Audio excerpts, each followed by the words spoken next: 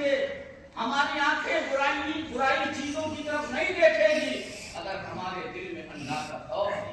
لیکن آج اللہ کا خوف کو بالکل ختم ہو، دھڑلے سے الٹے سیدھے کام کیے جا رہے ہیں، گناہ کیے جا رہے ہیں، فرائض و واجبات کا کوئی خیال ہی نہیں ہے، نماز چھوٹ رہی ہے، روزے چھوٹ رہے ہیں، برائیاں ہمارے اندر ہر لمحہ پیدا ہو رہی ہیں، ہر لمحہ ہم برائیوں میں مبتلا ہیں۔ اس لیے برائیوں میں مبتلا ہے کہ ہمارے دل میں خدا کا خوف نہیں۔ حضرت بابا فرید رحمۃ اللہ تعالی علیہ اپنی کتاب اسرار الاولیاء میں لکھتے ہیں کہ ایک جوان تھا جو شب بیدار تھا، متقی تھا، صالح تھا، نہایت پرہیزگار تھا۔ اس کا عالم یہ تھا کہ پوری رات اللہ کی عبادت میں گزار دیتا تھا اور نیند کے خوف سے ایک کام کرتا تھا، اپنے گلے میں رسی کا پھندا ڈال لیتا تھا اور رسی کے پھندے کو اوپر باندھ دیتا تھا اور پھر اللہ کی عبادت میں مشغول ہو جاتا تھا۔ وہ یہ سوچ کر کے اپنے گلے میں پھندا ڈالتا تھا کہ اگر میں سونے لگوں گا تو وہ پھندا کس جائے گا، اس سے میں بیدار ہو جاؤں گا۔ پوری رات اسی حالت میں اللہ کی عبادت کرتا تھا اور عبادت کے ساتھ ساتھ میں وہ بندہ روتا رہتا تھا، خوف الہی سے روتا رہتا تھا، پوری رات گڑگڑاتا رہتا تھا۔ یہی کیفیت اس بندے کی رہی۔ جوانی سے بڑھاپے میں قدم رکھا تو اس نوجوان نے محسوس کر لیا کہ اب ہمارا آخری وقت، اب دنیا سے جانے کا وقت ہو گیا ہے۔ اپنی ماں کے پاس آتا ہے اور ماں سے ادب کے ساتھ درخواست کرتا ہے، اے میری ماں، 3 باتوں کا میں آپ سے ذکر کرنا چاہتا ہوں، آپ ان 3 باتوں کا وعدہ کر لیں اور پورا کرنے کی آپ کوشش کریں۔ ماں کی ممتا بیٹے کی بات رد نہیں کر سکی۔ ماں نے کہا، بیٹا بتا تیری 3 درخواستیں کیا ہیں، میں پورا کروں گی۔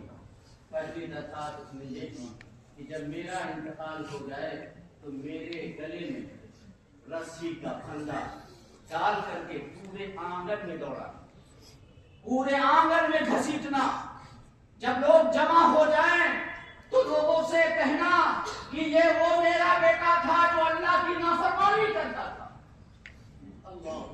وہ بیٹا جو رات بھر خدا کی یاد میں روتا رہتا تھا، اللہ کی عبادت کرتا تھا۔ اپنی ماں سے کہہ رہا ہے، میرے گلے میں پھندا باندھ کر کے پورے گھر میں گھسیٹنا، جب لوگ جمع ہو جائیں تو جمع ہو جانے کے بعد لوگوں کو بتانا کہ میرا یہ وہ بیٹا ہے جو اللہ کو یاد نہیں کرتا تھا، اللہ کی نافرمانی کرتا تھا، گناہ کرتا تھا۔ ماں نے کہا، ٹھیک ہے بیٹا، میں یہ وعدہ کرتی ہوں۔ دوسرا وعدہ کیا ہے، دوسری درخواست کیا ہے؟ تو بیٹے نے کہا، دوسری درخواست یہ ہے کہ رات کے اندھیرے میں میرا جنازہ نکالنا، رات کے اندھیرے میں میرا جنازہ اٹھانا، جنازہ نکالنا، تاکہ لوگوں کی نظر نہ پڑے کہ یہ نافرمان خدا جا رہا ہے۔ کہا، ٹھیک ہے، یہ بھی کروں گی۔ تیسری درخواست کیا ہے؟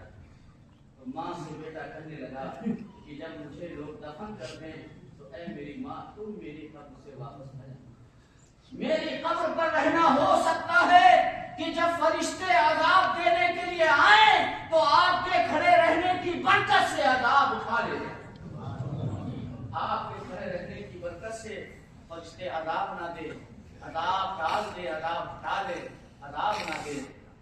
ٹھیک ہے۔ جب بیٹے کا انتقال ہوتا ہے، ماں اندر جاتی ہے، رسا لیتی ہے، رسی لینے کے بعد اس کا پھندا بناتی ہے، پھندا بنانے کے بعد گلے میں ڈالنا چاہ رہی تھی کہ غیب سے آواز آتی ہے، اے نوجوان کی ماں، رک جا، تو کیا کر رہی ہے؟ یہ وہ نوجوان ہے جو میرا دوست ہے، جو میرا ولی ہے، جس نے اپنی پوری زندگی میری فرما برداری میں میری عبادت میں گزار دی ہے۔ ماں رک جاتی۔ اے میرے محترم، ایسا ہی خوف ایک مومن کے دل میں ہونا چاہیے۔ یہ رجب کا مہینہ چل رہا ہے، حضرت امام جعفر صادق رضی اللہ تعالیٰ عنہ کی زندگی کو آپ دیکھیں۔ حضرت امام جعفر کو صادق کیوں کہتے ہیں؟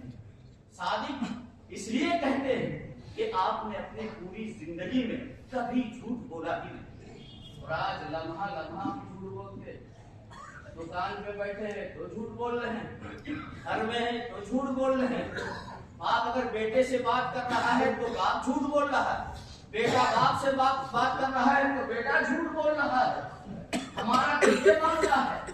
حضرت امام جعفر صادق جن کا آپ کنڈا کرتے ہیں 22 تاریخ آنے دیجئے، آپ اس میں دیکھیے خوب جم کے ٹکے بنائیں گے، کھائیں گے، لیکن فجر کی نماز کا کوئی اہتمام نہیں ہوگا۔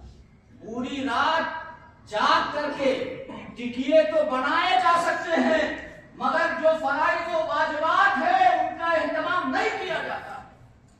میرے محترم، یہ جو فاتحہ ہے، یہ فاتحے اسی وقت خدا کی بارگاہ میں مقبول ہوں گے جب ہمارے نامہ اعمال میں فرائض و واجبات بھی ہوں گے، ورنہ یہ فاتحے بھی خدا کی بارگاہ میں مقبول نہیں ہو سکتے۔